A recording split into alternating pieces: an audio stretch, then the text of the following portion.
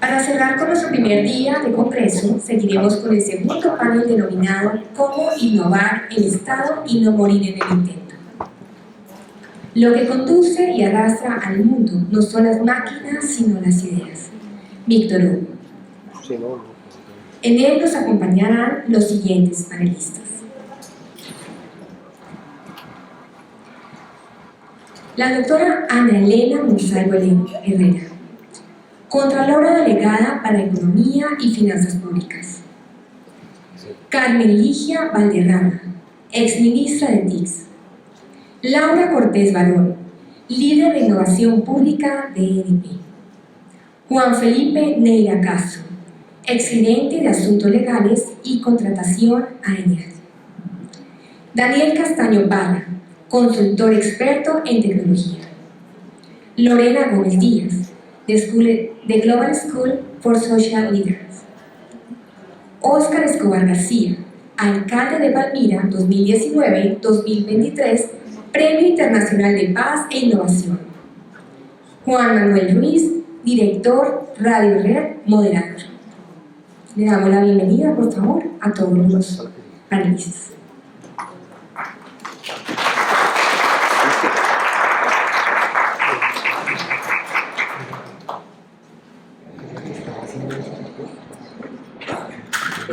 Buenas tardes, mucho gusto. Mi nombre es Juan Manuel Ruiz, soy director de Radio Red de RCN, del programa La Tertulia de RCN, y agradezco a Sandra Avellaneda por la invitación y voy a tratar de moderar este panel de genios esta tarde. Muchas gracias. Muchas gracias. Buenas tardes, mi nombre es Daniel Castaño, soy profesor de la Universidad Externa de Colombia y consultor en tecnología disruptiva, y también agradezco mucho a Estefanía Pichotti por esta invitación. Muy buenas tardes a todos, mil gracias de verdad a la Academia por esta invitación a compartir experiencias sobre lo que hemos podido hacer, sobre ese cambio, como decía Alejandro, cada uno de nosotros tiene esa labor día a día de impulsar para que nuestro país sea mejor. Hola, muy buenas tardes, mi nombre es Laura Cortés, actualmente lidero el equipo de Innovación Pública del Departamento Nacional de Planeación. Y bueno, muchas gracias a Estefanía Pichotti por la invitación de estar aquí compartiendo un poco qué estamos haciendo desde el Departamento Nacional de Planeación para innovar en el Estado y no morir en el intento. Bueno, mi nombre es Juan Felipe Neira, yo también soy profesor de la Universidad Externa de Colombia, soy consultor independiente en temas de energía y pues le agradezco a la Academia y particularmente a Estefanía por esta invitación y espero que las experiencias que hemos tenido en el sector público sean útiles para esta conversación. Muy buenas tardes, mi nombre es Ana Elena Monsalvo Herrera, soy Contralora Delegada para Economía y Finanzas Públicas. Agradezco en la Academia de la Gestión Pública por la invitación y especial a la doctora Sandra Avellaneda y su equipo. Con la doctora Sandra Avellaneda venimos trabajando y con todo el equipo de la Academia de Gestión Pública en un estudio de control interno bastante interesante que será liderado por parte de la Contraloría la próxima semana y que vamos a poner a disposición de todo el país para que conozcan qué pasó. Este es el primer estudio de la Contraloría General de la República que utiliza inteligencia artificial precisamente para hacer un ranking de control interno, para mirar cómo están todas las instituciones del país que administran recursos públicos. Muchas gracias, espero que se disfruten este panel. Yo pensé que Juan Manuel se había asustado con la asustablina, como decía Juan Pablo esta mañana, ¿no? Pensé que no iba a querer venir cuando no llegaba el moderador. ¿Qué pasó? No, me estaba esperando los aplausos a Alejandro Gaviria, entonces me quedé afuera esperando el momento y vi que ya habían comenzado. Doctor Juan Felipe, ¿cómo innovar en el Estado y no morir en el intento? ¿Lo ve posible?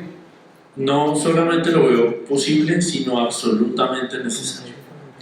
En la intervención anterior del doctor Gaviria nos hablaba del estado de locura, y es que en este momento estamos en un punto de convergencia como algunos hay en la historia, pero no todos tienen la oportunidad de vivir. Ahorita, por mencionar algunas transiciones, estamos en la transición energética, estamos en la transición de la inteligencia artificial, estamos en la transición geopolítica de China y Estados Unidos. Es decir, estamos en un momento de bisagra muy importante. Y si el Estado no innova, se acaba la democracia. Así de sencillo. Entonces, la innovación no solamente es posible, sino que incluso si no fuera posible, tenemos que hacerla. ¿Sí?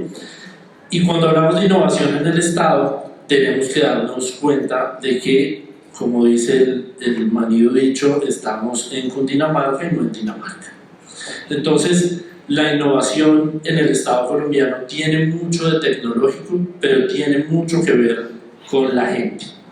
Tiene mucho que ver con ese elemento hackeable de los seres humanos, y es tener la capacidad de cambiar la forma de pensar. Y entonces, simplemente para introducir un poquito la conversación, cuando uno llega a una entidad pública y pregunta por qué una decisión se toma de esa manera, hay más o menos tres opciones. Porque sí, que es la más común, porque así lo señala el manual de procedimientos y todas esas cosas, o porque el decreto nos obliga. ¿Sí? Y ahí está una gran oportunidad de innovación. Para contarles una historia muy sencilla. Yo trabajaba en la Agencia Nacional de Hidrocarburos, que este año cumple 20 años. Y durante más o menos 20 años utilizó exactamente el mismo modelo de contratación que ahora está tan en debate en el ámbito público. Y decidimos cambiarlo. Después de 19 años de éxito, lo cambiamos. Y logramos suscribir 30 nuevos contratos, que parecen pocos, pero para el sector son muchos, haciendo unos pequeños ajustes. Unos ajustes en contra de los funcionarios que llevaban ahí muchos años, unos ajustes en contra de las mismas compañías que nos decían que nosotros no sabíamos de eso, y al final todos se montaron al bus, y esos son los contratos que nos mantienen vivos en el debate hoy en día. O sea, con ejemplos. Lorena Gómez, ahora sí, que nos acompaña desde Viena, la misma pregunta. ¿Cómo innovar en el Estado y no morir en el intento? Bueno, pues yo añadiría a esa respuesta que acaban de dar que no es solamente necesaria, importante, sino estructural para todo. Pues yo tengo la fortuna, aunque sigo siendo muy colombiana, como lo dijeron también, y por eso también agradezco esta oportunidad de estar con ustedes un poquito más cerquita, aguantando el frío del invierno acá con esta compañía tan chévere, para contarles un poco la historia de Viena, que además en la intervención del doctor Gaviria me pareció muy interesante cuando él dijo que el rol de contar historias es supremamente importante para la innovación, y yo estoy totalmente de acuerdo. No sé si todos pues lo tienen en sus mentes. Viena es una de las ciudades o la ciudad con la mejor calidad de vida en el mundo ya desde hace varios años, y cuando uno vive acá, yo ya llevo 10 años viviendo aquí, uno se da cuenta que no es solo una historia, digamos, que se cree, o sea, como artificialmente, sino que es algo de lo cual la gente está convencida y protege mucho. La gente acá no solamente es muy orgullosa de su ciudad, sino que la cuida mucho. Y yo diría que uno de las recetas, digámoslo así, de las claves que yo he encontrado y que admiro tanto de la ciudad de Viena, es esa participación ciudadana tan activa en la innovación pública. Siguiendo lo que ustedes comentaban antes de que cada vez la innovación pública es más horizontal, yo estoy muy de acuerdo con eso, porque acá de alguna manera como que empieza desde que la gente es muy chiquita, desde los niños en el colegio empiezan como a generarles ese sentimiento de pertenencia por el Estado y por defender las instituciones públicas y por transmitirles como ese sentido de responsabilidad en cuanto a que no es la labor del gestor público solamente, sino de todos los que podemos defender y pues cuidar el Estado. Y eso se ve en muchos niveles de la sociedad. Para mí es algo muy admirable ver cómo mucha gente realmente defiende sus instituciones a tal punto que se convirtió casi que en un estereotipo como chistoso cuando mucha gente habla acá y ve como los vieneses, que son los campeones de la queja. Entonces acá la gente se queja mucho por todo, que porque el tranvía no llega, que porque llega, porque las basuras, algo pasó. Y claro, al principio uno lo ve como que hay el estereotipo como negativo, ¿no? Pero realmente es algo que es muy estructural y va de fondo, y es que no se trata solo de la queja, sino realmente que ellos la llevan hasta el punto de realmente cuidar la institución para que los escuchen. Y ese mecanismo de comunicación es en doble vía. No solamente es que los ciudadanos se quejen y hablen y protejan a sus instituciones, sino que yo he encontrado que realmente aquí hay muchas instituciones, no todo, no es perfecto, obviamente, pero sí abren muchas oportunidades de diálogo en donde uno como ciudadano puede opinar, puede dar ideas, puede ser realmente escuchado y como parte de ese cambio. Entonces, si hay alguna invitación y como, digámoslo así, mensaje que me gustaría dejarles desde Viena, es como construir esa historia de innovación pública con los ciudadanos y no esperar a que la gente sea adulta para eso, sino empezar realmente desde un tema de convencimiento, desde los niños incluso, empezar a transmitirles desde el corazón, no desde la cabeza y decirles por qué es importante ser buen ciudadano, sino sentir que uno es buen ciudadano porque le importa y uno quiere el Estado. Ese diría yo que es como la clave para no morir en el intento. Gracias. Bien, gracias Lorena, interesantísimo esa participación ciudadana allá en Viena. Daniel Alejandro Castaño, también la misma pregunta. ¿Cómo innovar en el Estado y no morir en el intento? Bueno, muchas gracias. A mí mientras escuchaba hablar me quedó sonando mucho en la cabeza qué significa no morir en el intento. Y justamente este fin de semana estaba leyendo un artículo publicado en la revista de negocios de Harvard, donde hablaban de una nueva tendencia que hay en materia de innovación y es la denominada teatro de innovación. Entonces, en determinadas organizaciones, particularmente las organizaciones públicas, hay un profundo énfasis en los procesos y tristemente la innovación se convierte en un teatro de innovación donde nos enfocamos en el proceso y en algo que nos encanta en Colombia y es la innovación por decreto. Es decir, creemos que sacando decretos, leyes, estamos innovando. Y la verdad es que la innovación, si bien los decretos y las leyes son importantes, somos un Estado de Derecho y todo lo que hacemos tiene que hacerse por medio de los cauces de la legalidad. Lo cierto es que la ley únicamente es el presupuesto de algo mucho más grande y muy complejo, y es la construcción de productos. Yo creo que ese es el gran reto para la innovación pública en Colombia y es hacer esa transición de esa innovación de papeles, esa innovación de procesos, a una innovación de productos. Y yo creo que para eso es esencial lo que es clave en el sector privado y que es clave en el ámbito científico y es la experimentación.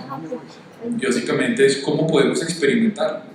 Y por mi experiencia, cuando uno se sienta con un funcionario público, con un secretario general que es el que tiene que firmar un contrato, y dicen, no, tranquilo, que vamos a experimentar con estos recursos públicos, pues se agarran la cabeza y nos dicen que no. Por mi experiencia, el 90% de los ejercicios de innovación basados en producto mueren en las manos de las secretarías generales, no porque sea culpa de ellas, sino porque las leyes y los controles nos han creado un entorno en el cual simplemente es muy difícil utilizar estas tecnologías que son por definición inciertas y que por definición son experimentales.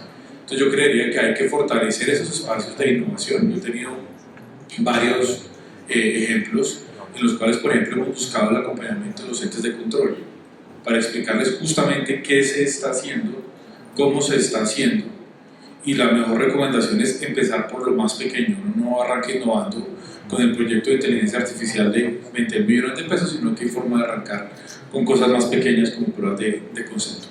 Y también en ese proceso de experimentación pública es clave entender las necesidades de los usuarios, y es aquí creemos que las políticas públicas se hacen desde Palacio de Nariño, del Congreso, donde tenemos acceso a internet, 4G, computadores y todo un staff de asesores. Lo cierto es que esa no es la realidad de Colombia. Yo les puedo hablar en materia de, por ejemplo, justicia digital. Tuve un ejercicio muy interesante con Microsoft en el año 2021, donde creamos un sistema de justicia digital que le cae a todo el mundo en el celular. Y nuestra usuaria fue la jueza de Puerto Carreño, quien adelanta el 95% de sus funciones desde su celular, no tiene energía eléctrica y no tiene internet en su despacho. Entonces la innovación tiene que ser para todos, la innovación tiene que ser incluyente y la innovación tiene que hacerse pensando en Colombia y en toda Colombia. Yo siempre he tenido un problema con esa distinción entre Colombia y la Colombia profunda. No hay ninguna Colombia profunda, Colombia es la misma para todos. Creo que ese es un término ya obsoleto, ¿no? Sí, un lugar común. Obsoleto, pero común en la narrativa de muchas personas, y es la Colombia para todos. Entonces, No morir en el intento es lograr innovar para todos, para todas, y tener espacios de experimentación que nos permitan razonar a partir de productos. Muy bien. Y Óscar Escobar, que es alcalde de Palmira, pues tiene por supuesto que mucho que contar, además desde su experiencia como dirigente público activo.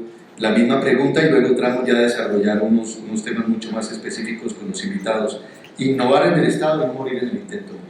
Alcalde. Bueno, qué bueno que me tocó de último porque puedo nutrirme de todo lo que han dicho aquí los panelistas. Por supuesto que creo que ya llegamos a un consenso de que no solo se puede, sino que es necesario, absolutamente necesario, en eso estamos de acuerdo. Yo entiendo morir en el intento por terminar en la cárcel, inhabilitado 20 años o con la casa de la mamá embargada. La casa de la mamá embargada ya la tengo embargada, pero la desembargaron el año pasado. Entonces, eso no se los puedo responder todavía. Me tiene que invitar Sandra al 20º Congreso de Gestión Pública para contarles si 20 años después alguna de esas tres cosas me pasó. Porque uno ve el gobernador de Antioquia hoy, el tipo estuvo en la cárcel por una cosa de su primera gobernación hace como 10 años. Entonces, uno a veces encuentra esas injusticias que suceden muchísimo tiempo después. Por supuesto, creo que hay que quitarse el miedo de encima, pues independientemente de esa difícil situación en nuestro país, donde por supuesto yo tengo el mayor respeto por la Contraloría General y por la general todo bien, no, usted no me embargó, fue la de Palmira, pero los organismos de control en lo territorial, pues sí, la politización es salvaje, es una cosa absolutamente que debe cambiar en este país, pero ese es otro foro. Pero yo creo que si uno se deja paralizar por eso, pues ahí sí, pues búsquese otra profesión mejor, como decía mamá, cómprese un perro, otra cosa, porque si no, pues a qué vinimos, ¿no? Si no es a asumir riesgos, digamos. Yo sí creo que eso tenemos que hacerlo. Yo, cuando vos decías que cuando le responden a uno que por qué se hace algo de cierta forma, a mí me respondían mucho, es que eso siempre se ha hecho así, ¿no? Y eso es una inercia institucional que no hay que combatir desde nuestro rol cada uno, porque es una inercia muy asociada a lo presupuestal, ¿no? Entonces siempre el presupuesto que tenemos es insuficiente para todo lo que hay y pedimos un incremento del 20% y nos dan el 3% y entonces hacemos el 3% un poquito más de lo que hicimos el año pasado. Yo creo que hay que entrar a cuestionarse realmente la efectividad de lo que estamos haciendo y los retos de articulación. Porque es que eso sí que, a pesar de que el Estado es uno solo, funcionamos en la alcaldía, pero la alcaldía es una sola, pero eso funciona el secretario de Educación por acá, la de Salud por allá, y entonces unos son amigos, otros no son amigos, unos son de un partido, otros de otro, entonces no se hablan, entonces pierde efectividad y pierde legitimidad las intervenciones que estamos haciendo como Estado y las posibilidades de innovación en ese trabajo articulado. Y para último, me gustó mucho tu intervención, pero solo para cerrar con el cuento de Dinamarca versus Cundinamarca, venía en el avión leyéndome un libro de un tipo de Dinamarca, y creo que es muy pertinente, que se llama Cómo hacer cosas grandes. Es un arquitecto, creo que es el tipo planificador urbano que ha hecho una base de datos de muchísimos megaproyectos en el mundo, y la mala noticia es que todos terminan con sobrecostos, a todos el tiempo se demora más, y entonces indaga mucho en la psicología que hay también para la toma de decisiones, y me gustaba mucho un pedacito que decía él, es que hay que comprometerse y a no comprometerse. A veces también, incluso en la innovación, cometemos el error de decir, no, es que mi solución es esta, hay que sacarlo adelante y yo quiero que todo, y entonces en esa euforia por sacar algo nuevo, ahí es donde cometemos el error de no planificar bien y de no ver lo que puede ser un error evidente a ojos de otros. Entonces siempre como esa capacidad de cuestionarnos nosotros mismos aún en la innovación. Yo creo que todos los funcionarios, perdón el paréntesis, deberían leerse ese libro de Pasta Roja, que cuenta todas las experiencias de este autor en materia de investigación sobre grandes obras de infraestructura. El caso de la ópera de Sydney lo describe en ese libro maravilloso, y ahora que se está haciendo el metro de Bogotá, uno dice, miércoles, no se leyeron ese libro, no se lo leyeron. Doctora Carmelilla Valderrama, exministra de las TICs, entremos ya en materia y hablemos del gobierno digital como una herramienta de innovación. Usted tiene esa experiencia, ¿no? Si es posible innovar a partir de un gobierno digital y cómo fue de novedoso y cómo funciona.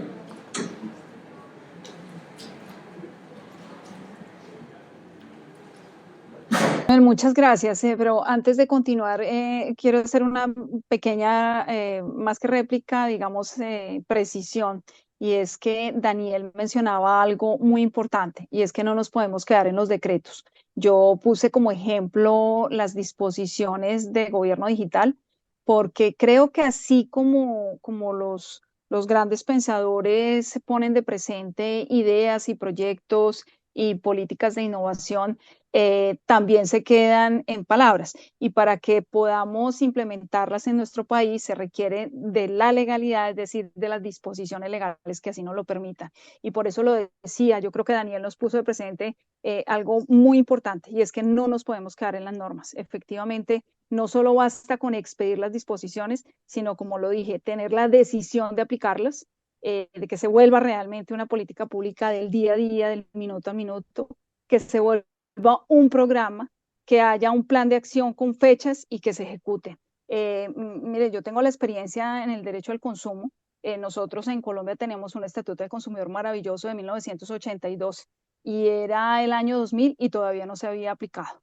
Cuando llegamos en el año 2000 empezamos, se había aplicado pero muy poco, la verdad, muy incipientemente. Cuando llegamos desde el año 2000 en la Superintendencia de Industria y Comercio comenzamos a aplicarlo, y hoy sin lugar a duda, después de 23 años, pues ya inclusive hay un nuevo estatuto, hay consumidores informados y hay políticas claras en su implementación. Lo mismo me refería en materia de gobierno digital, que como bien pues lo has indicado, es uno de los ejemplos que quiero traer a cuento, porque el gobierno digital ya no es de las capitales, no es de unos pocos que saben de tecnología. El gobierno digital hoy por hoy es una de las principales herramientas de democratización del Estado.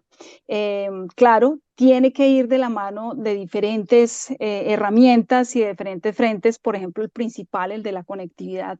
Si tenemos conectividad en todo el país, vamos a lograr que el Estado llegue en todo el país, a todo el país en todos los rincones. ¿Sí? No en vano yo puedo solicitar virtualmente mi certificado de la Procuraduría, no en vano puedo saber en qué estado está mi vehículo en el pago de impuestos, no en vano puedo revisar muchos más procedimientos y realizar procedimientos desde la virtualidad que hacen que el colombiano esté más cerca de su estado. Entonces, el reto primero es conectar. Luego, además, tiene que ir de la mano de la transformación digital. De nada nos sirve que tengamos internet, y a mí me pasó en la práctica en lugares de Colombia donde llegábamos y una señora me dijo a mí, por favor, no nos dejen el computador. Yo no sabría qué hacer con eso porque no sé ni cómo prenderlo.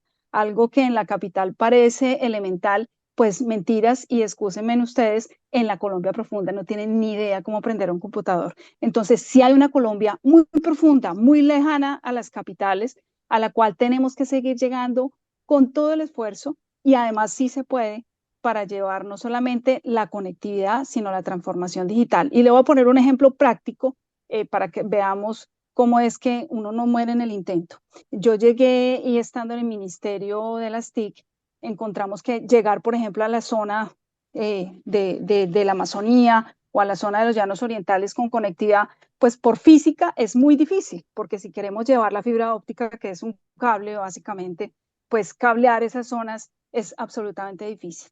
Y revisamos si otras de las opciones era la vía satelital, que en su momento no era muy lógica, primero porque se tenía la creencia de que la señal no era buena, y además era supremamente costosa. Luego, las personas, los campesinos, los indígenas o simplemente los colombianos que estaban en las regiones donde no había conectividad, pues no pensaban en esa opción. Revisamos la disposición y lo que hicimos fue actualizarla, y hoy por hoy, pagando bastante menos y teniendo una señal mucho mejor, ya que hay constelaciones de satélites que permiten una mejor señal, en toda Colombia puede haber hoy señal satelital si se quisiera. De manera que no es sino adquirir el servicio, ya existe esa posibilidad, y ya en cualquier rincón del país hay conectividad. De manera que se van implementando herramientas que sí permiten ir avanzando e ir llevando esas políticas de gobierno digital, que por demás les quiero compartir aquí quienes han estado y van a seguir en la gestión pública. Son disposiciones de orden legal, es decir, obligatorias, y los más de 1000 municipios del país y todos los departamentos del país tienen un deber por disposición legal de irse transformando hacia lo digital de la mano de todos los ciudadanos para que puedan tener un estado cercano. ¿Nos falta un camino por recorrer? Claro que sí, pero ya lo empezamos desde el año 2008, y no en vano Colombia es calificado hoy por la OCDE como el tercer país en gobierno digital. De manera que yo creo que el ejemplo es claro y nos reta para seguir trabajando desde el gobierno digital. Muy interesante lo que dice, además por su experiencia, ¿no?, como ministro de las TICs, la necesidad de llegar con conectividad. Yo creo que este es un ejemplo. Aquí lo estamos viviendo, ¿verdad? Si no podemos hacer una conferencia en Bogotá, imagínense lo que puede ocurrir en Puerto Inírida, lo que puede ocurrir en Somondoco. Ese es un punto, yo creo que cualquier gobierno inteligente debería arrancar por ahí, por solucionar ese tipo de cosas. Ya retomamos a Carmeli. Contralora Ana Elena, ¿cómo vencer la resistencia al cambio? ¿Cómo vencer la resistencia al cambio en los funcionarios para realmente instalar una cultura de la innovación? Y eso retoma un poco algo de lo que usted mencionaba con el cambio del manual, en fin, con el cambio de una estructura que lleva 20 años, pero mucha gente, como lo decíamos acá también, no, así se ha hecho toda la vida y eso es lo que dice el decreto. ¿Eso cómo lo ve usted desde la Contraloría? ¿Cómo se puede vencer esa resistencia? Bueno, ese es uno de los retos que nosotros siempre tenemos, ¿no? Ya decían, eso siempre se hace aquí, así de esa manera es lo que siempre uno escucha, pero yo creo que es la apropiación. Invitar a los mismos funcionarios públicos a que se apropien de las herramientas y de los nuevos instrumentos es lo más importante. Nosotros hoy estamos teniendo cambios sustanciales dentro de la Contraloría de cómo hacer ciertas cosas y estamos cambiando unos instrumentos de dependencia a otras dependencias. Entonces, nos pasa aquel funcionario que nos dice, ya yo lo hacía de esta manera, ya yo no quiero eso que lo haga otro. Pero ahora que empezamos a ellos a integrarlos y a apropiarlos de esos instrumentos, ya ellos quieren hacerlo como les estamos mostrando.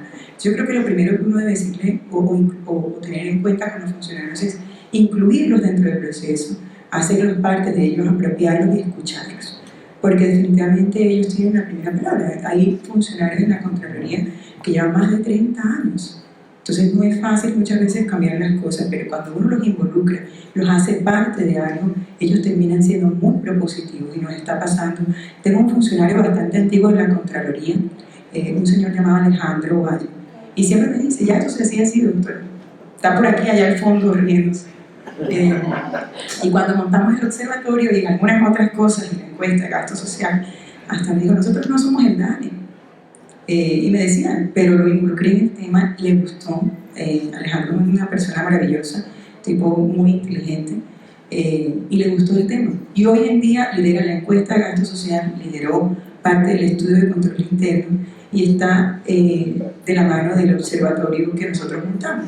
Hoy en día le están montando todo el tema del gobierno corporativo a este observatorio, precisamente para no morir en el intento, sino tener que este observatorio pueda pasar de generación en generación, pero ahorita lo mostraremos. Pero creo que lo más importante es involucrar y escuchar al funcionario y permitir que se apropie de lo que nosotros queremos hacer. Definitivamente las limitantes son muchas, las normatividades son demasiadas, pero tenerlos, involucrarlos y escucharlos creo que es supremamente importante. Y eso no lo hacemos nosotros, a veces nosotros somos líderes que nos creemos y no sabemos todas, ¿no? Y llegamos y decimos, yo me las sé todas, yo soy el más supremo, pero creo que lo primero que uno debe llegar es con la cabeza gacha y escucharlos, involucrarlos y que ellos se convenzan de los cambios que uno quiere hacer. Pero si definitivamente no se apropian de las herramientas, de los instrumentos, de las nuevas ideas, es muy difícil, ¿no? Perdóname la ignorancia. ¿Cómo puede un funcionario estar 30 años en una entidad y no estar involucrado en el proceso? No están involucrados en los nuevos procesos. En los nuevos procesos. La Contraloría es una entidad que es muy cambiante, ¿no? Si bien obviamente tiene una normativa, a veces llegan los nuevos planes estratégicos, los nuevos planes de acción, es una entidad que siempre está en cambio. Cada 4 años se elige un contralor, el nuevo contralor pues trae un plan estratégico y un plan de acción. Y a veces muchos funcionarios con este plan de acción pues no se sienten identificados. En esta oportunidad tuvimos la oportunidad de construir ese plan de estrategia y ese plan de acción con ellos.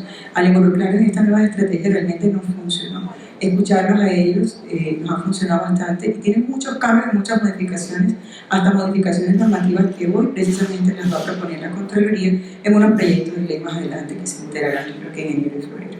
Bien, muy interesante.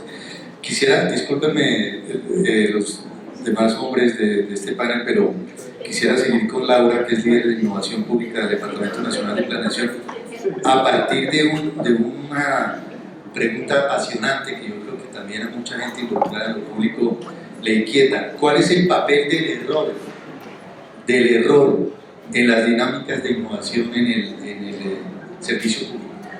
Bueno, sí, esta pregunta yo creo que es una de las que a mí, de los temas que más me gusta hablar cuando pues, estoy en este tipo de espacios o cuando dicto clase de innovación pública justamente, y es que pues para todos los que trabajamos, somos servidores públicos, lo estaba mencionando ahorita Daniel, y es como, claramente dígale usted a una secretaría general, ¿sí?, que innove o que haga un experimento, ¿no? Porque la palabra experimento suena a nos vamos a gastar la plata en algo que pues, no sabemos usar, más los recursos públicos, como no podemos experimentar con los recursos públicos.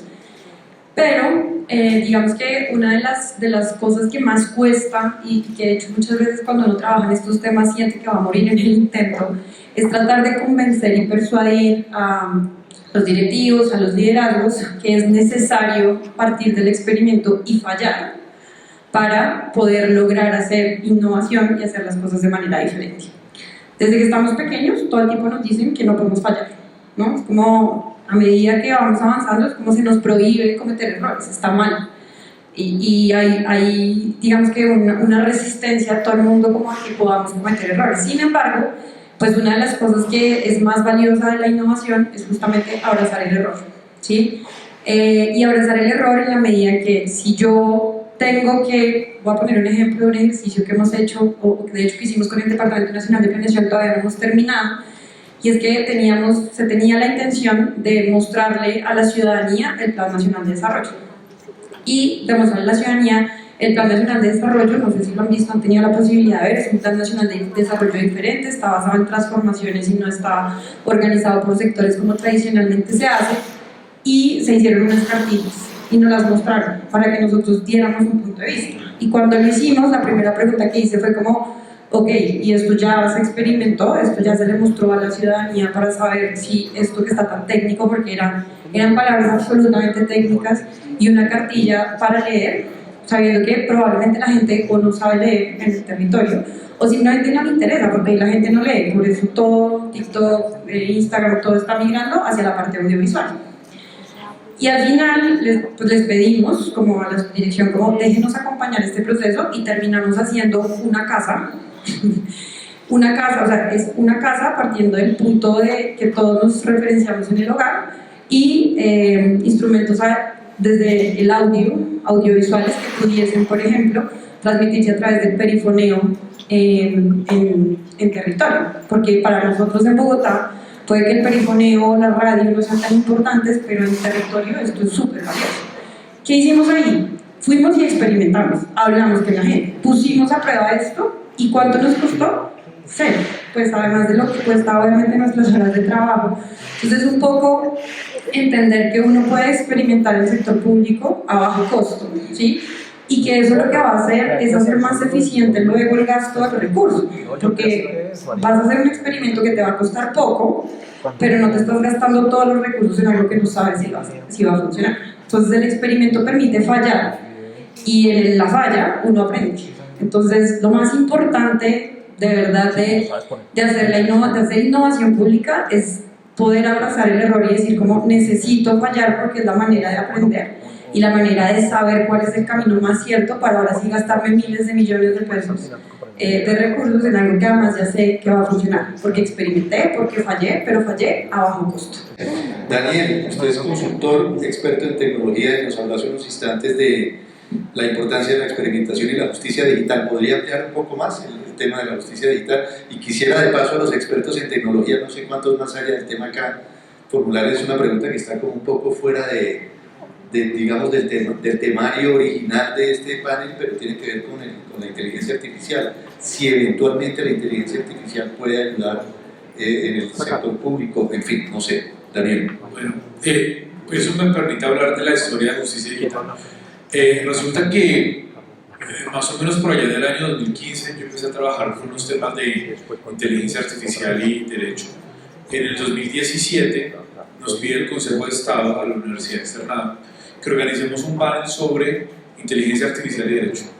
Y ese fue el primer panel sobre inteligencia artificial y derecho que se organizó en el país, dentro del marco del bicentenario del Consejo de Estado, exactamente en noviembre de 2017. Trajimos a un par de personas de Estados Unidos, entre ellos un ingeniero, un PhD, experto en inteligencia artificial. Después del panel, básicamente en el panel el mensaje sigue siendo el mismo. La inteligencia artificial es un instrumento para aumentar la inteligencia humana. Nunca nos va a reemplazar, o por lo menos no por ahora, pero sí es muy buena en diferentes tareas repetitivas, mecánicas, que no requieren mucha creación. Ahorita el gran debate es la regulación. Hay unas regulaciones muy controversiales en el Congreso. En Colombia en realidad no se crea inteligencia artificial, pero así todo lo queremos regular como si lo hiciéramos. Y lo que puede pasar con esos proyectos es acabar con la innovación.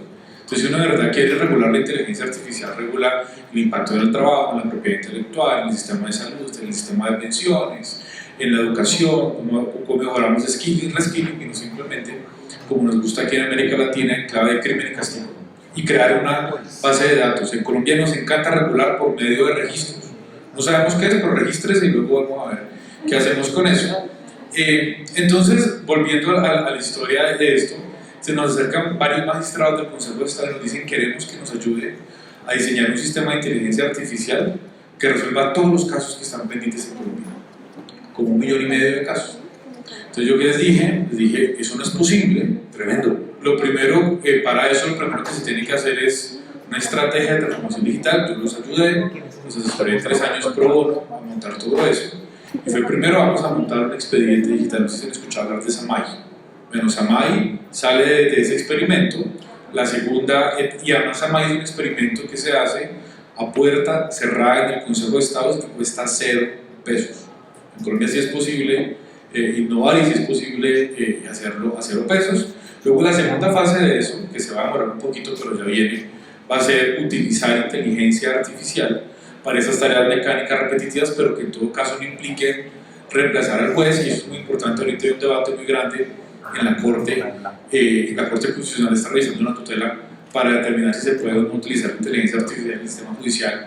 Yo creo que eso parte más bien de una indebida comprensión de lo que es el problema y la tecnología. Yo creo que esta es una responsabilidad ética. ¿Hubo un antecedente con un abogado Sí, de Avianca, creo? Ese fue en Nueva York. Aquí en Colombia, en enero de este año, tuvimos 2 jueces que utilizaron inteligencia artificial para redactar sus partes de los fallos.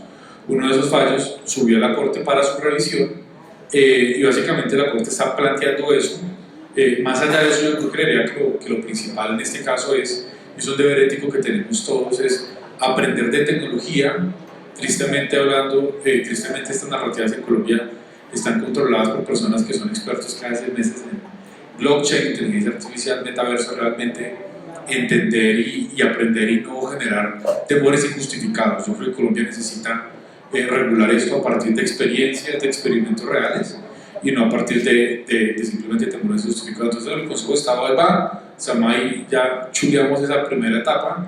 La segunda etapa será inteligencia artificial, obviamente inteligencia artificial responsable, y esperando pues que nuestro Congreso de la República produzca un muy buen marco de inteligencia artificial, empezando por promover la creación de esta tecnología. Para poder crear inteligencia artificial hay que sacar la brecha digital a nivel educativo. Entre otras cosas, es un problema más sistémico y más complejo que simplemente regular a partir de lo que sería como algo así como titulares de prensa. Como que vimos a ChatGPT, nos da susto, fascinación, miedo, entonces salimos y queremos una ley que tal vez no entendemos como debería ser. Qué interesante. Bueno, como hay transmisión por streaming de este panel, alguien que está viendo el panel en este momento hace esta pregunta: ¿cómo creer en innovación y tecnología cuando ocurren casos como centros poblados y no pasa nada? No hay responsables, no hay justicia. No sé si la doctora Carmelilla Valderrama, que fue ministra de las TICs, nos puede ayudar con una respuesta, o quisiera responderla. Juan Manuel, claro que sí. De hecho, para mí de verdad es una muy buena oportunidad para aclarar este punto, porque pareciera que en el creer general se piensa que no se hizo nada. Y sea lo primero decir que se salvó un contrato de 1 billón de pesos. Los 70.000 millones de pesos que se dieron de anticipo no solamente fueron objeto del cobro ejecutivo, cobro coactivo, sino también una cláusula penal, y está en proceso correspondiente. Eso sea lo primero decirlo, es un contrato que hoy está en ejecución y que está implementando la conectividad en todos los rincones del país, en los más difíciles, que eran justamente el objetivo de implementar la conectividad en ese contrato. Eso de una parte, y de otra parte, no se puede decir que no pasó nada. Yo me permito informar que de parte del MINTIC y en cabeza mía, por eso puedo hablar en primera persona, el gobierno presentó 3 demandas que están en curso y que corresponde a la rama judicial, a quien pues le debemos toda la credibilidad y todo el respeto que en su momento se pronunciarán. Fueron demandadas no solamente la unión temporal, sino las empresas que hacían parte de la unión temporal. Igualmente fue demandada la interventoría, así como fue demandada la fiducia. Luego, no nos quedamos quietos, no creo que sea real decir que no se hizo nada, porque como pocos casos, me atrevo a decir casi como ningún caso de esa magnitud fue resuelto, se dejó marchando el contrato y por demás se presentaron las demandas correspondientes, porque como bien lo decíamos en su momento, no es posible que el Estado siempre sea el que carga con esa clase de situaciones y no hagamos nada. Por el contrario, por eso fue que presentamos las demandas que en este momento están en curso y que, bueno, van avanzando. Yo soy una fervorosa creyente de la rama judicial y creo que ellos harán justicia en lo que correspondan de acuerdo con sus funciones. Y por demás, pues las otras autoridades adelantando las funciones también que les corresponden desde la Procuraduría, la Contraloría y la Fiscalía. De manera que bueno, gracias Juan Manuel. Esto es una forma de demostrar, como el alcalde lo decía hace unos minutos, tomar decisiones en el sector público requiere, la verdad, carácter fuerte, porque tiene muchas implicaciones, pero si se toma desde las decisiones técnicas, como hicimos nosotros, desde lo jurídico, lo técnico, lo financiero, pues terminan llegando a productos que son muy favorables y muy valiosos en innovación para el país. Yo no quiero dejar pasar, por ejemplo, de reconocer el gran ejemplo que nos acaban de compartir de la Agencia Nacional de Hidrocarburos, porque creo que eso sucede. Poder ejecutar las políticas y poder ejecutar los planes que uno se propone, como en el caso de la conectividad, por ejemplo, creo que eso genera una satisfacción importante que no siempre, pues nada, no siempre se ve desde los diferentes rincones del país, pero que sí sucede. Sí hay funcionarios públicos que trabajan, que producen y que están haciéndolo a favor de los ciudadanos. En la historia del país ha habido muchos ejemplos y creo que Colombia está donde está porque hemos venido construyendo políticas tras políticas que son positivas. Algunas no han sido exitosas, algunas todavía nos generan retos, pero creo que como también lo decía Daniel, a Samay no se llegó producto del azar, se llegó producto del trabajo, de la decisión y del compromiso. Yo tuve la oportunidad de trabajar muy de cerca, no solo con el Consejo de Estado, sino especialmente con el magistrado, el doctor Cerrato, que estaba liderando este tema hasta hace muy poco, y doy fe que pusieron el alma en ese trabajo, la rigurosidad, y eso es un producto de innovación, de manera que sí se puede creer en la innovación y en la tecnología de nuestro país. Gracias, doctora Carmen. Antes de que la Contralora Delegada nos cuente cómo opera el Observatorio de Vigilancia y Control Fiscal, muy interesante volver a hacer contacto con Lorena, ¿no? Con Lorena Gómez Díaz, que nos ha compartido su experiencia en Viena, 10 años en Viena, y cómo los ciudadanos participan activamente allí. La gente tiene fama en Viena de quejarse mucho, pero cómo fomentar ese rol activo de la ciudadanía en la innovación pública, Lorena. Bueno, muchas gracias por la pregunta y bueno, conectándolo también con el tema de la digitalización, también quería decir algo muy importante y este es un tema que es un reto no solamente para Colombia, sino realmente para todo el mundo. Aquí es una de las prioridades en innovación porque esa es la clave, o sea, cómo conectar a la gente de una manera más efectiva a través de la tecnología, porque es un mecanismo que puede usar la gente para comunicarse con el Estado. Entonces, Me parece que ese debe verse como una herramienta absolutamente prioritaria para facilitar los mecanismos, no solamente de cobertura del Estado, sino de comunicación con los ciudadanos y de facilitar su participación activa y su involucramiento. Acá, pues el tema honestamente, en Austria hay muchos retos con respecto a la digitalización porque las instituciones, digámoslo así, como que les cuesta, o sea, no ha sido tan fácil. Yo viví en Londres antes y en Londres creo yo que es mucho mejor la digitalización que acá. Acá la tecnología, digamos que les ha costado muchísimo implementarlas en instituciones grandes y las quejas sí funcionan y los reclamos sí funcionan y los cambian, pero, o sea, el punto es que esto es un tema difícil, es un reto, así tengan conectividad, si tengan cobertura de internet 100%, es algo en lo que siempre hay que invertir y hay que ponerlo como una prioridad muy importante. Ahora bien, lo que me pregunta de la participación activa, pues a mí me parece que acá la gente es muy creativa. Yo creo que a la gente en la innovación pública, que es lo que a mí a veces me gusta ver, tiene cosas como muy simples que funcionan. Les voy a contar una anécdota que me pasó aquí en el barrio, me parece súper bonita porque es un claro ejemplo de las cosas como tan sencillas que hacen acá y que funcionan. Hace como 2 años en mi barrio empezaron a poner como unos kioscos, unos foros del gobierno local en un parquecito que pues no era así como muy activo, a preguntarle a la gente qué le gustaría mejorar del barrio. Y duraron 2 semanas con un buzón y eran de verdad miembros de la alcaldía local. Y yo pasaba todos los días porque es como mi ruta obligada y yo nunca creía, yo decía, pero no, y empezaba a venir más gente y empezaba a venir más gente y me llamó mucho la atención observar ese fenómeno porque gente de todas las edades realmente, adolescentes, personas mayores, empezaron como a ingresar más, los buzones estaban repletos. Y una de esas, una amiga mía del barrio, ella es colombiana también, me dijo, ¿ya pusiste tu idea? Y yo, No, porque, o sea, no, ni se me ocurrió. Tienes que poner tu idea porque están escuchando. Y ella súper emocionada, ya lleva acá viviendo 20 años, me dijo, tienes que hacerlo. Y yo, no, ni se me ocurrió, o sea, no pensé que fuera posible.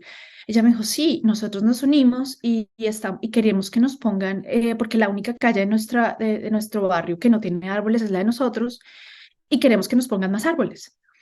Y yo, no puedo creer que esa sea tu propuesta y no puedo creer que lo vayan a hacer. Y yo dije, no te creo. Y ella me dijo, sí, y nos unimos y queremos que varias personas lo pongan porque creemos que es importante que esa calle tenga árboles. Yo súper escéptica.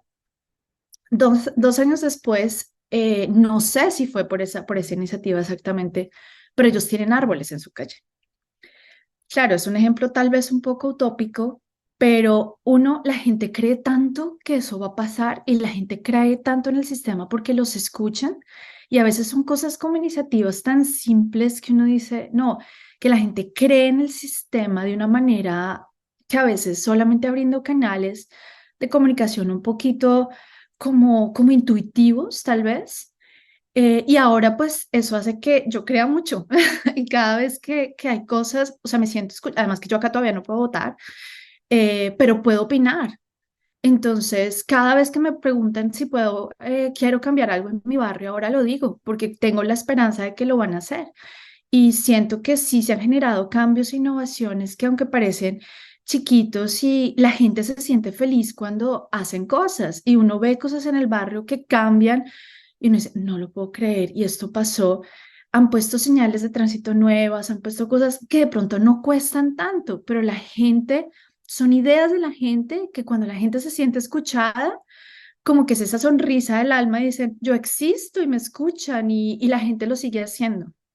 Entonces, ese pues me parece un ejemplo bonito de cómo la comunidad se siente pues participando activamente, no solamente con tecnología, obviamente pues si uno puede hacerlo de una manera tecnológica pues es más fácil y más conveniente, pero no siempre es eso, a veces son soluciones como más, digámoslo así, tradicionales y cercanas que pues invitan a la gente a ser más activa y como acercarse más a la gente y no esperar a que siempre sea la queja o el reclamo las que cambien y pues generen innovación. Diría yo, esa es mi anécdota. Gracias. Hablando de Contraloría, donde decía el Contraloría está aquí, la Contralora Delegada de Economía y Finanzas, Ana Elena Monsalvo, nos quería compartir el Observatorio de Vigilancia y Control Fiscal. Funciona prácticamente en tiempo real, ¿verdad?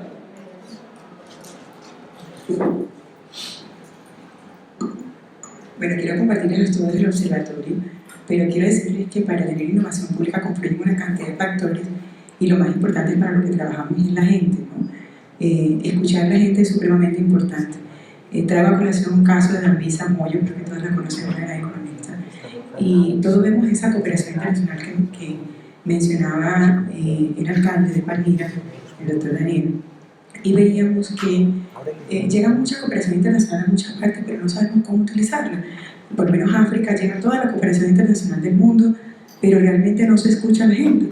Y lo hemos vivido en muchos casos. Decía Dambisa que ella vio un caso muy claro en su momento, donde vio que llegaron a cultivar manzanas en una zona en África, y cultivaron las manzanas muy bonitas, todo. A los días llega la cooperación internacional y dice: ¿qué pasó con las manzanas? Salieron los hipopótamos y se las comieron. Entonces la cooperación le pregunta a la gente: ¿y ustedes por qué no nos dijeron que había hipopótamos? Y dijeron ellos: porque nunca nos preguntaron. Entonces es importante preguntarle a la gente, ¿no? Que no se nos coman las manzanas los hipopótamos, es importante tenerlo en cuenta. Nosotros construimos este observatorio con la finalidad de que toda la gente pudiera tener información, desde Punta Gallina, en La Guajira, hasta Leticia, en el Amazonas, que todo el mundo pueda acceder a información en tiempo real de lo que está pasando con los recursos del Estado. Yo al inicio le decía: los recursos son de los colombianos, no son del Estado. No dice los recursos del Estado, pero son nuestros recursos y cómo los ponemos a disposición.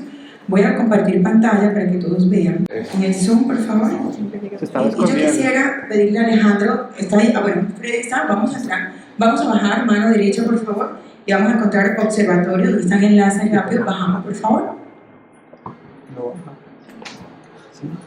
Bajemos. Más, por favor. Tranquilo, alcalde.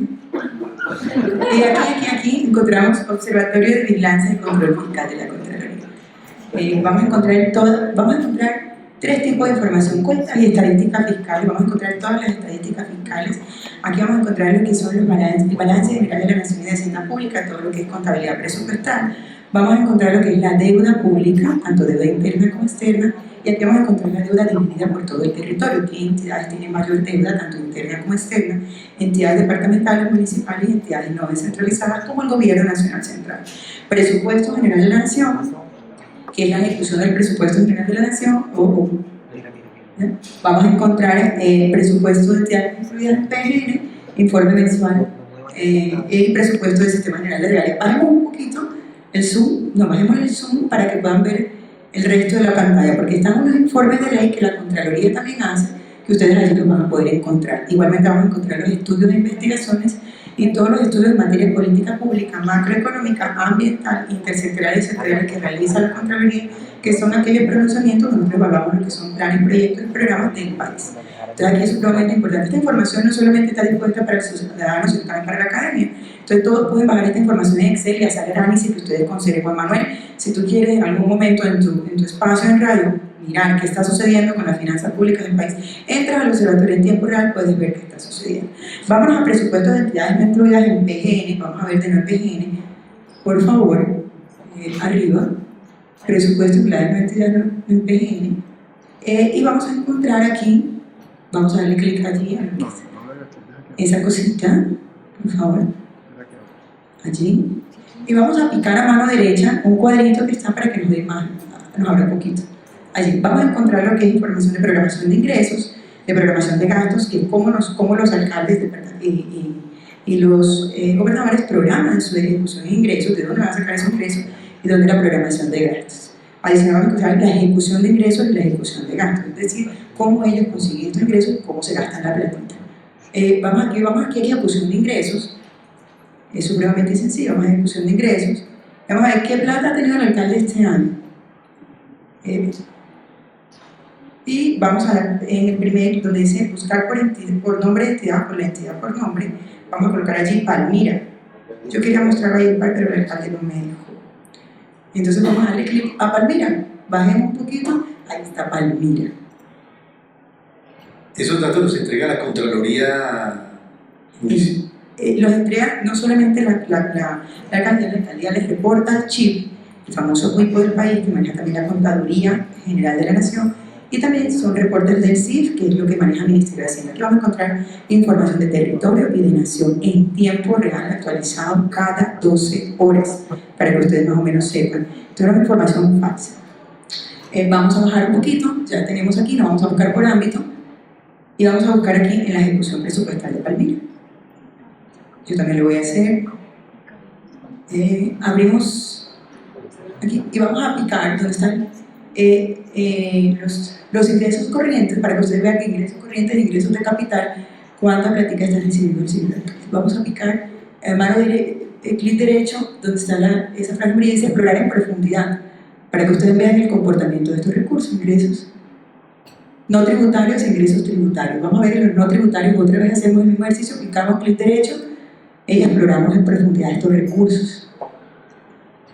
Volvamos a hacer, por favor. Aquí aparecen, mire, transferencias corrientes, participación y derechos del monopolio, multas, sanciones, venta de bienes, tasas de derechos administrativos y contribuciones de la plata que recibe Palmira. Podemos echar acá, si desean, con las flechitas que están arriba, miren las flechitas que están arriba, hay una flechita en costado derecho, allí, flechita hacia arriba, la otra, izquierda, esta, vamos hacia atrás. Toda esta información la pueden bajar en Excel para el análisis que ustedes correspondan, y hoy en día está en fuentes disponibles. Pero quiero decirles otra cosa, no quiero cansarlos con el observatorio en este momento, ni cómo se gasta la plata del alcalde, no faltaba alcalde. Pero sí les quiero decir una cosa, es el primer observatorio en Colombia que tiene este tipo de información del presupuesto general de la nación. Todas las personas pueden hacer seguimiento a la ejecución del presupuesto. Y la idea de la Contraloría fue democratizar la información a la gente. Es supremamente triste que hay gente que no sabe en qué va el presupuesto y en qué se gasta. Más adelante este presupuesto aquí vamos a encontrar en qué proyecto de inversión se gastó la plata. Y esto más o menos en 15 días ustedes van a poder encontrar esta información. Cuando ustedes vieron ahí, recibió tanto dinero, pero vamos a ver en gasto, ese gasto, cómo se distribuyó y qué proyecto de inversión llevó. Y la idea de nosotros es que más adelante, vamos a mostrar en qué contrato se ejecutó. Y de la Contraloría tuvimos un convenio con la UIAF y queremos ver si esos contratistas tienen o no lavado de activos. Hasta allá queremos llegar. Queremos mostrar al país que los seguimientos en tiempo real se hacen, y no solamente para nosotros señalar o buscar, sino para prevenir. Entonces, que estos contratistas no vuelvan a tener contratos del Estado. En la práctica, este observatorio, esta herramienta, ¿cómo contribuye a la lucha contra la corrupción? Bueno, en efecto, poder hacer seguimiento en tiempo real a los recursos es bastante importante. Uno ir donde el alcalde, el gobernador o al mismo gobierno nacional y decirle: usted no se está gastando bien el dinero. Es supremamente importante que lo tengan claro. Sobre todo hacer ese llamado de atención en el tema de cómo está la inversión en los recursos públicos. Si invertimos o no invertimos. Por lo menos en el presupuesto general de la nación, ya lo dijo el Contralor la semana pasada, donde solamente para cierre de 31 de octubre se había gastado el 54% de los recursos en materia de inversión. Recordemos que el presupuesto está por funcionamiento, deuda e inversión. Entonces, esta inversión, que se destina a 83 millones de pesos del presupuesto general de los 422 millones de pesos, mirar que ese 54% que se ejecutó y lo que no se ha ejecutado es bastante dinero, casi 40 millones de pesos. Puede ser una cifra bastante importante, o más que una cifra, una similitud, es decir, 2 reformas tributarias que no hemos ejecutado. Entonces es importante darle este tipo de herramientas al país, precisamente para que presione y le diga a los gobiernos que inviertan el dinero. Qué paradoja, se hace la reforma tributaria para invertir y no se usa la plata. Por decirlo de esa manera, así es. Pero adicional de eso, está comprobado, esto no lo dice Ana Monsalvo ni nadie, eso lo dicen muchos economistas, que por cada peso que da el Estado, 3 pone el sector público. Entonces, lo que dinamiza la economía, si tú dinamizas la economía, hay crecimiento económico. Si hay crecimiento económico, hay crecimiento humano y social, y por ende mejora la calidad de vida. Entonces, esto es bastante importante para nosotros. Nosotros a veces no nos damos cuenta, pero el impacto que tiene el presupuesto general de la nación y los colombianos es transformador. Entonces, hacerle seguimiento es bastante importante. Muy interesante, muchísimas gracias, interesante esa herramienta. Quisiera cerrar la intervención de los panelistas para dar paso a unas preguntas finales en el auditorio, con una pregunta para Laura Cortés, del Departamento Nacional de Planeación. ¿Hacia dónde debería orientarse la innovación en el sector público, en consecuencia? Como una pregunta de cierre. Bueno, digamos que yo creo que hay varios lugares hacia donde se tendría que orientar la innovación pública. Creo que aquí hemos hablado mucho de temas digitales, pero hay que entender que la innovación no es igual a tecnología. La tecnología habilita la innovación y nos permite innovar, pero no es lo único, ¿no? Y creo que, como les mencionaba al principio cuando me pidieron que hiciera la introducción, hoy el Departamento Nacional de Planeación tiene identificadas las barreras a la innovación pública, y creo que el camino y la orientación es que cada una de las entidades públicas del orden nacional y territorial entiendan cuáles son esas barreras y empiecen a trabajar, ¿sí? Si bien no las vamos a eliminar, porque eso es algo que nosotros desde el equipo siempre decimos, como eliminar las barreras de la innovación, pues es un poco utópico, pues sí tenemos que hacer cosas para empezar a disminuirlas. Y aquí pues les voy a mencionar algunas de las cosas que nosotros desde el equipo de innovación pública consideramos que son necesarias. Primero, tiene que haber liderazgos que habiliten la innovación. Eso, yo creo que sin que eso exista, nada más puede pasar. La resistencia al cambio no solamente está en el servidor público, vamos a llamarlo de a pie, sino también en los liderazgos que siguen manteniendo este orden como y esta lógica jerárquica y que impiden, sí, que haya nuevas propuestas o que los mismos equipos planteen este tipo de ejercicios. Creo que es necesario, cuando hablamos al principio de no solamente debemos sobrevivir, sino que es necesario hacer innovación en los procesos y los procedimientos precisamente para no, pues como para que no pase esta respuesta que siempre nos dan y es que, bueno, es que así está el proceso y así llevamos haciéndolo 20 años, pues es que aquí el tema es que se nos olvida que el ciudadano, o sea, la ciudadanía debería ser el centro de nuestra acción. Alguna vez mencioné esto y me preguntaron qué era innovación y dije, pues la innovación justamente está como muy centrada y enfocada en diseñar para el usuario, ¿no? Para la ciudadanía. No, pues que eso es la gestión pública, pero la pregunta que yo hago es como, ¿eso realmente lo estamos haciendo? Porque a veces parece que se nos olvida. Y cuando estamos haciendo o formulando planes, programas, proyectos, políticas públicas, al final el enfoque en el usuario es lo que nosotros creemos que la gente necesita desde la oficina en Bogotá y no lo que la gente necesita. Entonces creo que sí es necesario que haya un cambio de mentalidad en el cómo se hace la política pública, que se entienda que los nuevos modelos de gestión pública o de la gobernanza del Estado abierto nos están diciendo que es necesario orientarnos hacia la ciudadanía, no solamente para consultarles cuál es el problema, porque nos estamos quedando ahí, sino para vincularlas también en la solución. Nadie más que ellos que viven todos los días el problema tienen una respuesta cercana de cómo resolverlo. Nosotros no conocemos los contextos, no vivimos allá, no enfrentamos los problemas y eso no significa que vamos a cumplir caprichos, que eso es otra de las cosas que yo siempre menciono, ¿no? Pues, la innovación siempre debe partir de lo deseable, pero luego tenemos que ver de eso deseable que es viable y que es factible, ¿no? O sea, eso es necesario como ese triángulo. Pero el punto de partida sí tiene que ser lo deseable y sí tiene que ser hablar con la ciudadanía, hablar con el usuario, entender el problema desde allí y también preguntar cuál creen ellos que podría ser la solución. Entonces no solamente es hacer la participación incidente, ¿no? O sea, como entender que la participación no es llenar espacios, sino que realmente lo que la ciudadanía está proponiendo sea tenido en cuenta. Entonces creo que ese es el norte y la orientación hacia, o sea, les estoy mencionando aquí un par de cosas de las muchas que nosotros en nuestro trabajo hemos encontrado, pero creo que eso y el enfoque experimental, que pues, nuevamente lo vuelvo a decir, es como es necesario que experimentemos en el sector público, es necesario que dejemos de invertir los recursos en cosas que no sabemos si funcionan. Si experimentamos, sabemos si funcionan o no funcionan. Y si fallamos, podemos ajustarlas para que el momento de escalarlas, es decir, de ahí sí gastarnos los recursos, lo podamos hacer de manera mucho más certera. En ese sentido, tu respuesta se puede unir mucho con la reflexión que hacemos con Lorena desde Viena, ¿no? Que el ciudadano realmente encuentre respuestas, ¿no? Se sienta escuchado, el ciudadano. Sí. Uno va por un lado y a veces lo público por otro, da esa impresión. Y sobre todo porque no solamente es escuchar a la ciudadanía, sino que podamos mediar la expectativa y comprometernos con cosas que estamos en la capacidad de cumplir. Porque si no, lo que busca el Estado abierto, que es recuperar la confianza de la ciudadanía en las instituciones, pues se va a ver, digamos que impactado de manera diferente. Y lo que vamos a hacer es aumentar la brecha de confianza que hay hoy entre la ciudadanía y las instituciones públicas. De acuerdo. Bueno, preguntas que ya llegó una pregunta de una persona que está en el auditorio y es jefe de control interno en un hospital.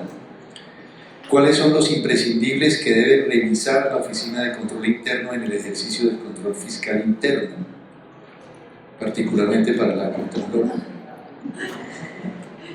Bueno, los imprescindibles son matriz de riesgo, ¿no? Es supremamente importante revisar la matriz de riesgo. Recordemos que las oficinas de control interno son esa tercera línea de defensa que tienen probablemente todas las entidades del país. Pero es importante ejercer el rol del control interno para la primera y la segunda línea de defensa del Estado. En algunas oportunidades, muchas oficinas de control interno, pues también de acuerdo a cómo se escogen, pues terminan siendo muy pasivas frente a quien es el responsable de la entidad y frente al jefe de planeación. Entonces aquí es supremamente importante, además de la matriz de riesgo, ser supremamente independiente en el ejercicio del control interno fiscal. Y por último, es ser un veedor permanente. No se puede permitir ningún tipo de corrupción en este país, precisamente porque hay que seguir protegiendo lo que es el patrimonio público. ¿Alguien más quisiera responder a esta pregunta? Muy concreta, muy dirigida. ¿Hay allí en el auditorio también personas que quieren preguntar? Si podemos facilitar el micrófono, por favor.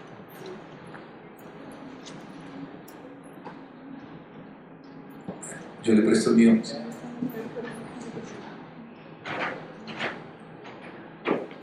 Muchas gracias. Bueno, esta pregunta realmente es para todos. Y es que les he oído hablar de la importancia de la tecnología en la innovación pública, y sin lugar a dudas es así. Pero estamos hablando de inteligencia artificial, estamos hablando de otro tipo de recursos que son muy importantes, pero yo encuentro una falencia inmensa en el sector público, que tanto a nivel distrital, que es mi experiencia, como a nivel nacional, por lo que he conocido, y es en los sistemas de información. Yo creo que el sector público está atrasado más de 20 años con respecto al sector privado en términos de sistemas de información. Y particularmente me refiero a los sistemas de información misional. No son registros de matrículas, no son registros de personas que asistieron a una reunión, no, son datos reales sobre la gestión misional de las entidades. Una de las pocas entidades que vi que hizo unos avances importantísimos en esto fue el IDIPROM, que le quería comentar al alcalde que el ejercicio que comentó sobre los jóvenes vulnerables, realmente el IDIPROM lo viene realizando desde hace 52 años y realmente está inspirado en lo que fue Jóvenes en Paz, en lo que fue hablando presente en el desarrollo que hizo el IDIPROM, solo con unas variantes que no se les haré para discutir. Pero digamos, eso me demuestra de la poca información que hay registrada que no permite aprender de lo que se está trabajando. Y desafortunadamente el IDIPROM viene haciendo un desarrollo interno también in-house por costos, en términos de poder incluso medir la evolución de los jóvenes, de cada uno de los jóvenes y por módulos, o sea, de forma general, del modelo en sí. Desafortunadamente, en cambios de administración se truncó eso y quedó ahí. Es decir, eso va a tocar volver a retomar en algún momento. Pero para mí ese es el principal problema en términos de innovación pública, y es la pérdida de información misional. Quisiera saber la opinión de cada uno de ustedes sobre qué hacer en ese sentido. Sí, yo creo que voy a responder eso. Por mi experiencia, que me he dado cuenta que en Colombia no hay una buena técnica de estandarización de datos. Los datos no están estandarizados, no están organizados, y eso responde justamente a una falencia normativa muy bonita. En Colombia no existe una definición unívoca de dato, ni existe una metodología estándar para que todas las entidades públicas de todos los órdenes estructuren sus datos. Y cuando uno quiere hacer inteligencia artificial, por ejemplo, lo primero que uno debe atender son los datos. Si no hay datos, no hay inteligencia artificial. Entonces, para toda entidad pública que quiera hacer inteligencia artificial, lo primero que tiene que hacer sobre eso, antes que eso, es estructurar una política de datos. Yo les cuento de mi experiencia. Hace algunos años, y algunos gobiernos, intentamos desarrollar una máquina para predecir incumplimientos contractuales. ¿Qué nos encontramos? Que no había información, las bases de datos no estaban estructuradas, diferentes lenguajes, las máquinas no las podían leer. medio empezamos a organizar y luego había dos variables que no entendíamos, era el 1 y el 0. Salían por todos los gráficos. Luego nos dimos cuenta que, como las entidades públicas no tienen una buena metodología estándar de gestión de datos, con el funcionario público no sabía el dato un día 1 o un día 0, al azar. Entonces, pues por eso los datos no eran fidedignos, y eso nos encontramos con otra cosa, y es que por lo general en las entidades públicas hay una o dos personas que son los que manejan las bases de datos, que por lo general están en Excel, que han adoptado su propia nomenclatura, sus propias fórmulas, que solamente las entienden ellas. Luego, cuando se van, la entidad pública pierde toda su memoria histórica. Yo por eso, y lo he dicho desde hace mucho tiempo, desde el 2017, que una buena estrategia de inteligencia artificial o analítica avanzada en Colombia sería un buen curso de Excel. Yo creo que con eso podríamos agregar mucho valor a la gestión de lo público. Podría agregar algo ahí, si me permite el moderador, porque yo estoy en eso justo en este momento, digamos. Yo, para serles sincero, la primera vez que escucho en mi vida que es IDIPRON, lo acabo de googlear, pero sí nos hace falta mucho, por eso de nuevo, esos espacios que propicia la academia de compartirnos experiencias, porque si no uno se la pasa de nuevo que siempre se ha hecho es el que y no. Pero entonces yo lo que estoy haciendo para evitar que ese programa ganador de premio internacional y todo muera, lo que he buscado es dos cosas. Varias cosas. Pues uno era ganar las elecciones, pero ya las perdí, entonces pasemos al siguiente punto.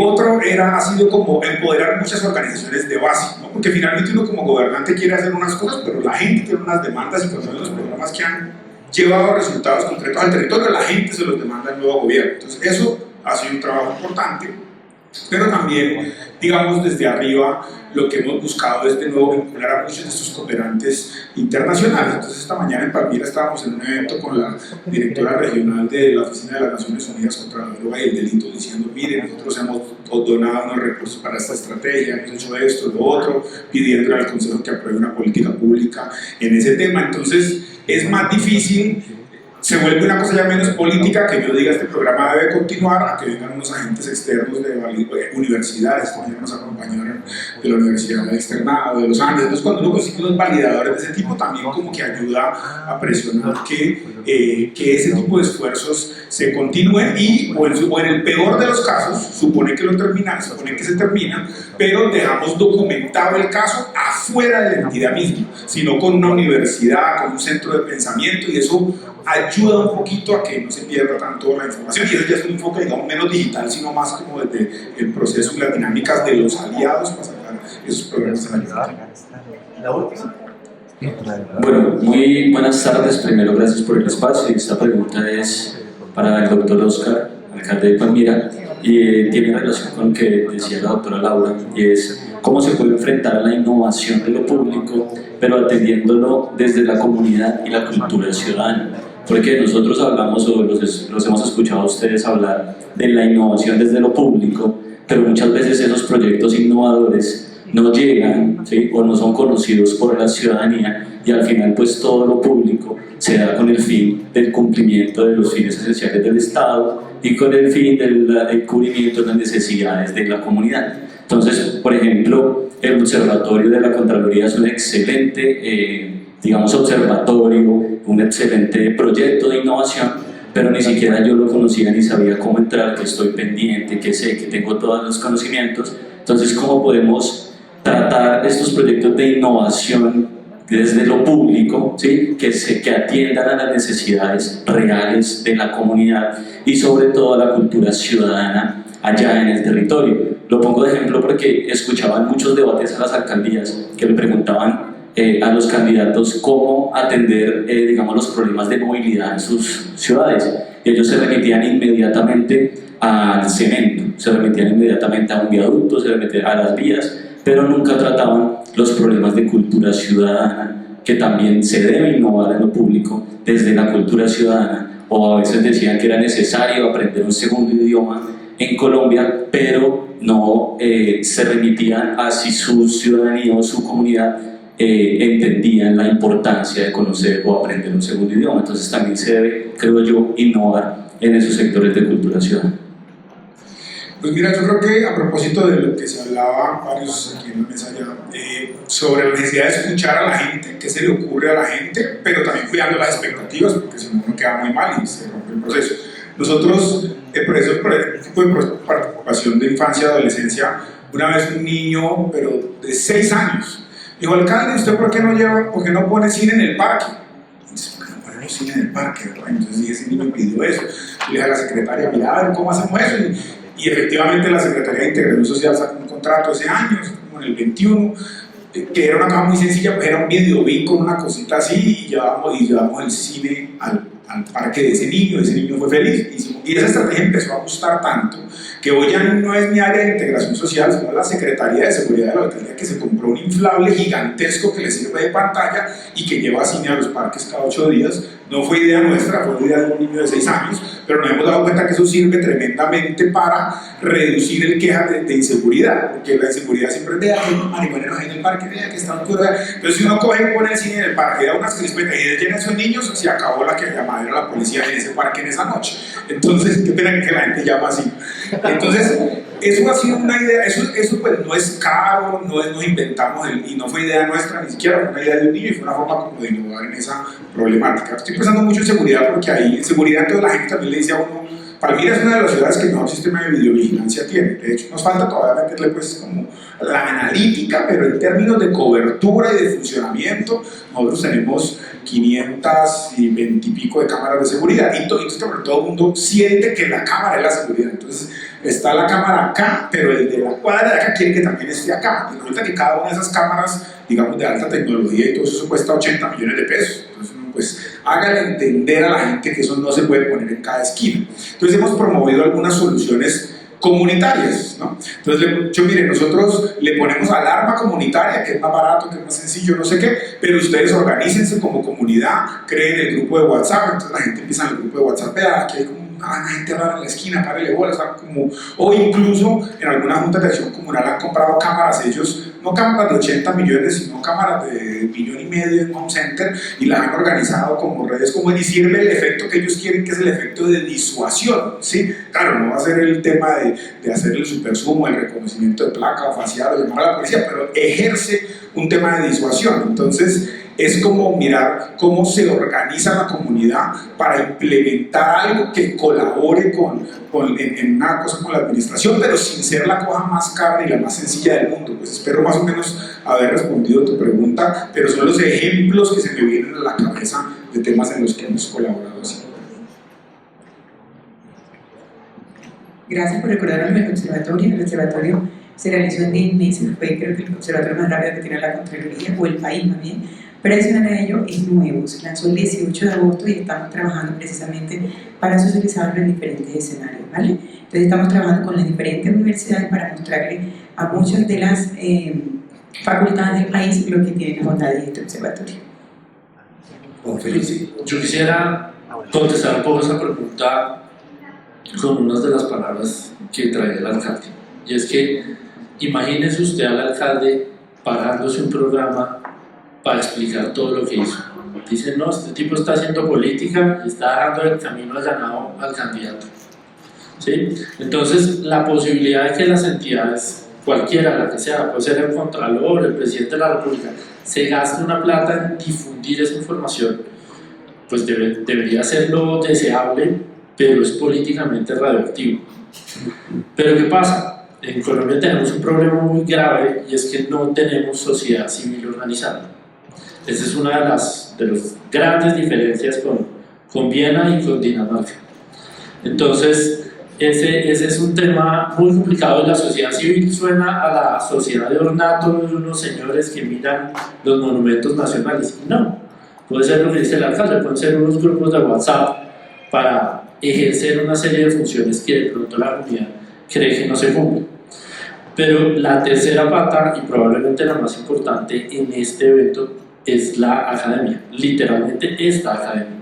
Y es que esta academia puede ser ese canal de difusión de todas esas buenas prácticas, que le permita a la academia en general, a la ciudadanía en general y a otras entidades del Estado que no conocen lo que hacen las otras, así sean de nivel central, qué es lo que está pasando, Entonces, de pronto, esa es una oportunidad bien interesante para esta academia y creo yo que tienen el balón puesto en la cancha sin arquero. Doctora Sandra, quiere decir algo de cierre, ¿no?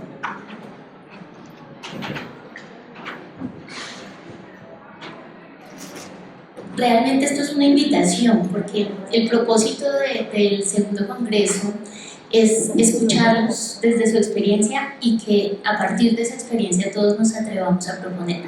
Y yo quiero cerrar haciendo una propuesta.